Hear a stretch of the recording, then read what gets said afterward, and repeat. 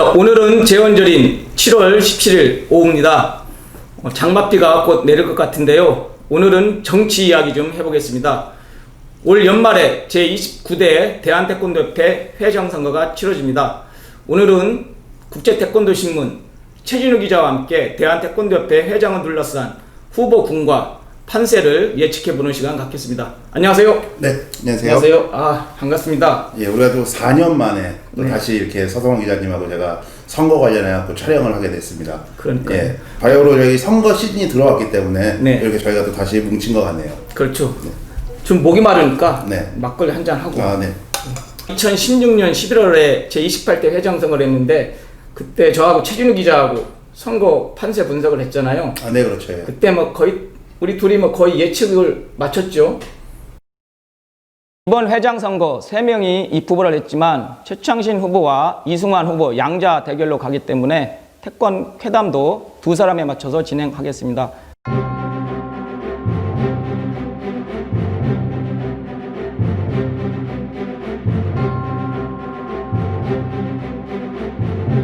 태권도의 경우 이 선거인단 추천을 하는 주체는 시도협회와 그다음에 5개 연맹체 내부가 됐습니다. 집행부가 추천하는 개념이 됐기 때문에 아무래도 집행부가 원하는 방향에 네. 집행부가 통제를 할 수 있는 범위 내에 네. 예, 그런 투표 인단들이 네. 그 추천되지 않았나 이렇게 우려가 되는 부분이고요. 그 조심스럽게 예측을 한번 해볼까요? 어떤 후보가 당선 가능성에 가까울까요? 저는 불과 한 2, 3일 전까지만 해도 네. 이승환 후보가 유리하겠다. 아무래도 네. 기득권이라는 걸 무시할 수가 없기 때문에 네. 이승환 후보가 유리하지 않을까 네. 이렇게 생각을 했었습니다.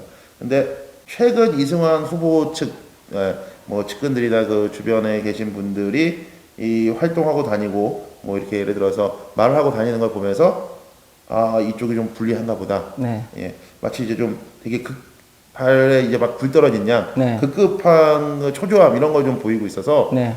본인들이 아무래도 이제 최창실 후보 쪽으로 가는 한 이승환 그 정서가 상당 부분 많은 걸 느꼈구나. 후보와 최창실 후보를 봤을 때 선거 당락력은 한 6대4 정도가 되지 않을까.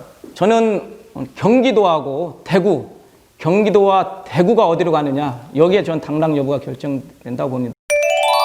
기득권을 오랫동안 쥐고 간 이승환 회장이 유리하지 않겠냐로 판단했었죠. 네. 근데 이제 그때 당시에 약간 좀 기득권, 기성세대에 대한 좀 어떻게 보면 회의감, 예, 그리고 이승환 회장의 독주에 대한 반감 이런 게 있다 보니까 최창신 회장이 예상 외의 득표가 나와서 당선이 됐었죠. 네. 그때 우리 진중희 후보가 내건 캐치플레이 중에 하나가 세대 교체였거든요. 4년 그렇죠. 전에. 예, 예. 4년이 지난 이제 2020년 이번 선거에서는 확실히 세대 교체 바람이 더 불 것 같아요. 특히 이제 아무 기대감이 좀 큰 것 같습니다. 태권도 같은 경우가 워낙 그 세대의 격차가 네. 너무 이제 70대까지도 현역에 계시다 보니까 거기에 대한 좀 갈망이 좀 많은 것 같고요.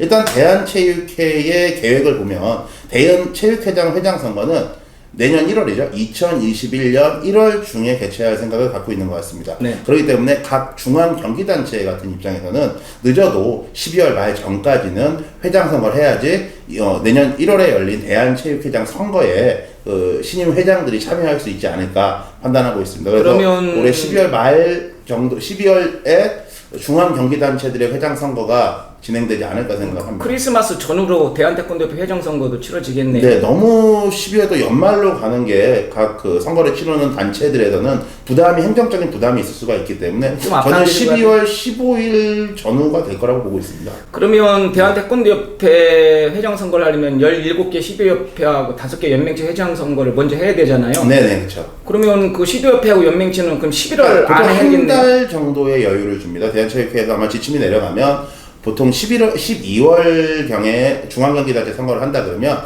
그 중앙경기단체의 시도지부 또 각 연맹체 회장 선거를 11월 뭐 한 25일 이전까지 끝마치도록 하죠. 왜냐하면 12월 15일 전후로 중앙경기단체가 선거를 하기 위해선 선거인단 구성이나 이런 부분에 문제가 있기 때문에 그 일정을 고려했을 때는 11월 20일 전후로 17개 시도와 5개 연맹체의 회장 선거가 다 이루어져야 되지 않을까 지금 예측하고 있습니다. 네. 지금 그 대한체육회 선거관리 규정도 지금 그 개정을 하고 있잖아요. 네네. 제가 6월 29일 날 그 올림픽 파크트레에서 한 공청회 현장에 갔다 왔는데 네. 그 대한체육회 산하 회원 경기단체 선거관리 규정은 아마 9월 전에 네네. 아마 나올 것 같아요. 저도 9월 정도 되면 대한체육회 관련 규정들이 개정되거나 정관이 바뀌지 않을까 생각하고 있습니다. 네. 뭐 4년 전과 지금하고 그 선거인단 수라든가 선거인단 그 범위라든가 선거 절차라든가 좀 약간의 변화가 있죠. 달라지는 것이. 네, 조금씩 변화가 있습니다. 일단 전차 회장 선거를 제가 예를 들면은요. 그때 당시에는 이제 시도별과 연맹체별로 3배수를 추천을 했습니다. 대한태권도협회 회장선거관리위원회에 각 그 시도 연맹체별로 할당량이 되어 있는 회원 수에 대해서 3배수를 직접 추천을 했고요. 그 3배수를 그 대한태권도협회 회장선거관리위원회에서 랜덤으로 해서 배정을 했습니다. 근데 지금 현재 대한체육회 입장을 보면 그 과거처럼 협회가 3배수를 추천하는 개념이 아닌 아예 그런 기득권을 집행부의 기득권을 없애겠다는 판단에 현재는 각 회원 수를 가지고 거기에서 무작위 랜덤 방식으로 추천할 계획을 갖고 있는 것 같습니다. 그러면 과거보다는 좀 조직성거나 이런 면에서는 그렇다고 너무 조직성은 안 될 수는 없지만 조금 그런 입김이나 이런 게 영향이 좀 덜할 수는 있다고 봅니다. 4년 전 선거 보면은 조금 그 민의를 반영한다 그래서 시도협회마다 그 시도협회 회원수라든가 뭐 선수라든가 팀 수에 맞게 이렇게 네네. 선거인단을 이렇게 좀 배정을 했잖아요. 네. 가장 많은 데가 경기도가 그때 14명이었습니다. 그렇죠. 그렇죠. 네.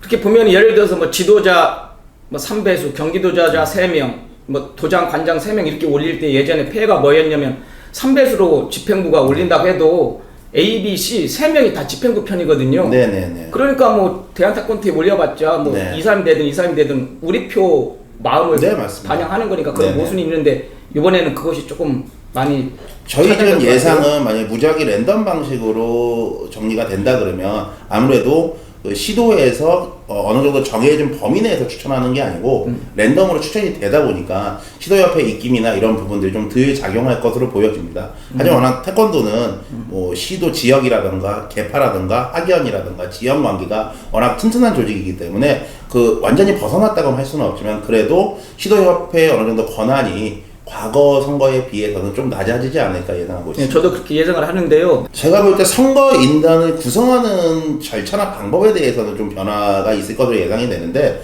다만 이제 선거인단의 자격에 대해서는 큰 변동은 없을 거라고 보고 있습니다. 지금 대한체육회가 엘리트하고 생활체육하고 통합을 했잖아요. 네네. 5년 전에. 네네. 그럼 태권도를 놓고 봤을 때는 생활체육 몫은 일선 태권도장 관장 몫이 아닐까요?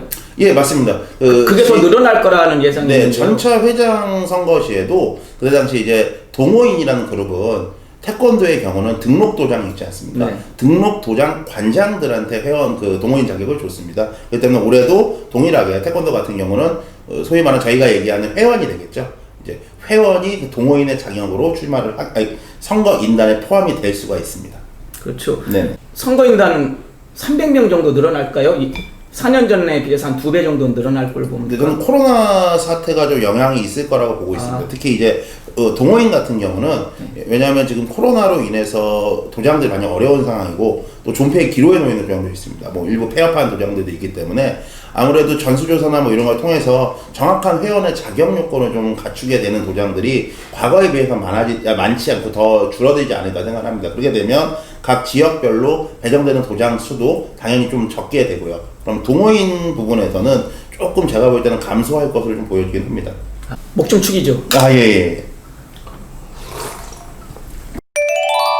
선생님은 이번에 대한태권도협회 회장에 출마하시는 뭐 분들이 꽤 많은 걸로 알고 있고 네. 그거 관련된 기사도 가장 먼저 좀 쓰신 걸로 알고 있습니다. 선제적인 이슈를 좀 만들고 싶어서. 네네네. 일각에서는 뭐 뜬구름 잡고 있다 이런 얘기도 하지만 그렇죠. 뭐 아무래도 그런 부분에 대해서 가장 빨리 좀 선거 체제로의 변환을 하셨기 때문에 이번에 혹시 회장 선거 출마자들 어떻게 생각하시는지.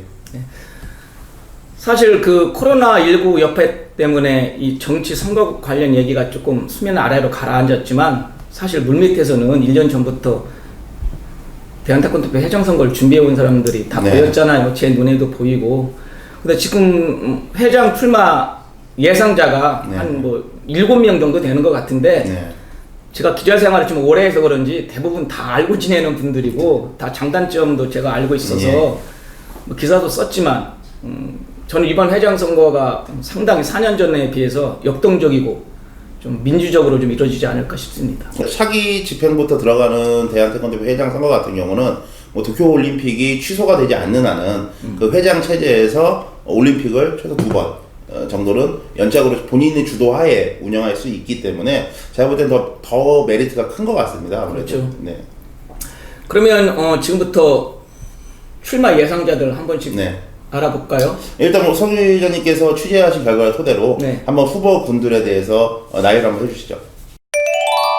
이제 충분히 저는 규합이 가능할 거라고 보고 있고요. 특히 이제 서울과 대전, 울산 같은 경우는 단순하게 어떠한 정치적 이해관계로 묶인 사이가 아니고 또 이제 스미럴 그룹에서 오랜 기간 동안 또 같이 또 선수 생활도 하고 이랬기 때문에 워낙 끈끈한 관계를 오래 지속하고 있어서 충분히 연대 가능성이 있고요. 또 서울과 대전, 울산이 서로 협력 관계를 유지했다고 하면 다른 시도 또 다른 연맹체 이런 부분에서도 충분히 같이 함께 할 수 있는 소리가 좀 넓다고 봅니다. 어쨌든 코로나19 터졌을 때 네. 그래도 중앙 사무총장으로서 자기 색깔과 자기 네. 결단을 좀 확실하게 낸 거는 저는 좋게 보고 있습니다. 좀 직설적으로 한 가지 여쭙겠는데요. 네. 지금 대한태권도협회 김세혁 부회장하고 회장 선거 준비하는 것 맞죠? 김영은 회장 주변으로 이제 실업연맹 쪽, 그다음에 이제 한국체대 라인 이런 라인들이 좀 가동되면서 세를 규합하고 있어서 사실상 김영은 회장은 차기 대한태권도협회 선거를 앞두고 어느 정도 세력화에 들어간 게 아닌가 예상하고 있습니다. 네, 저도 양대 영남과 호남의 양대 산맥이죠. 대구와 광주를 좌우로 딱 잡고 가면서 이런 거론하죠. 네. 대구 한창은 광주 윤홍석이라고 하죠, 그냥. 네.